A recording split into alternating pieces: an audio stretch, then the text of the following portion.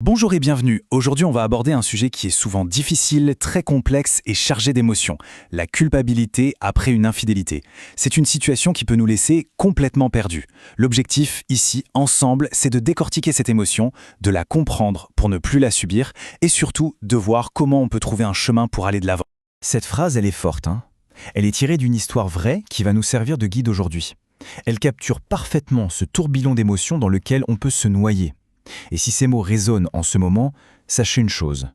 Vous n'êtes pas seul ou seule, et il existe des clés pour y voir plus clair. Alors, pour que ce soit bien concret, penchons-nous sur ce cas. C'est l'histoire d'une femme de 30 ans, mariée, maman de 2 jeunes enfants. Elle se sentait terriblement seule dans son couple, il n'y avait plus d'intimité, et elle a commencé une liaison. Quand son mari l'a appris, tout a volé en éclats. Aujourd'hui, elle est complètement rongée par la culpabilité, surtout parce que ses enfants lui manquent. Son histoire va nous permettre d'explorer ce qu'est la culpabilité, de comprendre ses racines et de voir comment, même après ça, on peut se reconstruire. La toute première chose à saisir, et c'est vraiment fondamental, c'est qu'il n'y a pas une, mais 2 sortes de culpabilité. C'est une émotion à double tranchant. Elle peut soit nous aider à avancer, soit nous détruire à petit feu. Et voilà toute la différence. D'un côté, il y a la culpabilité qu'on pourrait qualifier de saine, c'est celle qui nous fait réfléchir, qui nous pousse à apprendre de nos erreurs. C'est un moteur pour changer et réparer.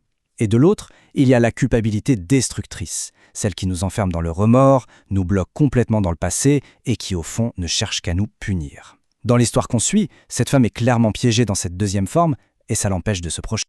Alors, c'est la question à se poser, en toute honnêteté. Prenez un instant. Ce sentiment qui est là, est-ce qu'il donne l'énergie de faire autrement ou est-ce qu'il maintient dans une souffrance qui ne mène nulle part? La réponse est vraiment la première étape pour savoir où l'on en est. Une fois qu'on a fait cette distinction, on peut commencer à creuser un peu plus loin.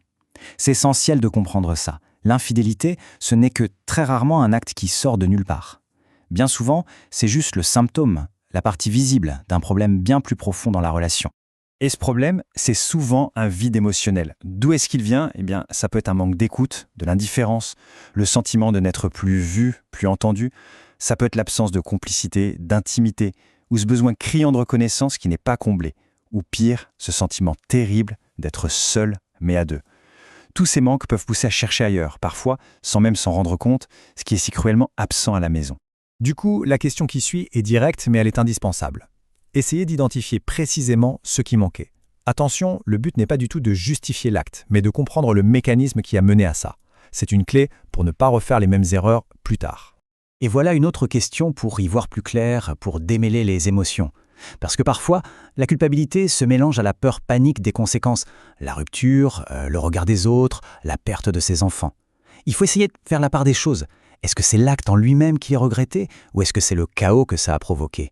Au milieu de ce chaos émotionnel, justement, il y a un point qui n'est absolument pas négociable. Peu importe la colère, la tristesse, la culpabilité des adultes, la priorité absolue, c'est le bien-être et la protection des enfants. C'est une responsabilité totale. Et pour ça, il y a 3 devoirs essentiels. Premièrement, les enfants ne sont ni des juges, ni des confidents, ni des messagers. On doit les tenir à l'écart du conflit d'adultes. Deuxièmement, même en pleine tempête, il faut tout faire pour leur garantir une stabilité, des repères clairs. Et troisièmement, l'objectif, quoi qu'il arrive, doit être une coparentalité la plus respectueuse possible, où l'intérêt de l'enfant passe avant les rancœurs personnelles.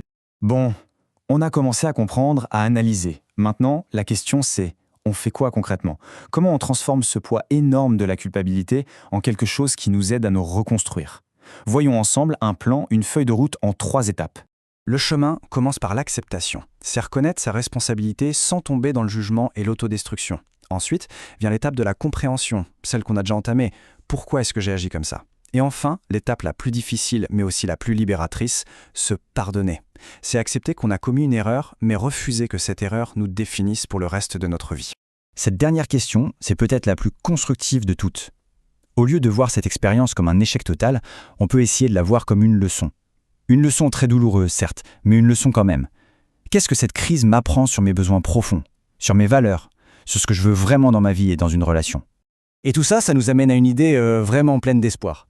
On ne peut pas changer le passé. C'est un fait. Mais le passé n'est pas obligé de dicter notre futur. La culpabilité peut nous garder prisonniers, c'est vrai, mais la prise de conscience, elle peut nous libérer. Chaque nouvelle journée est une chance de faire mieux.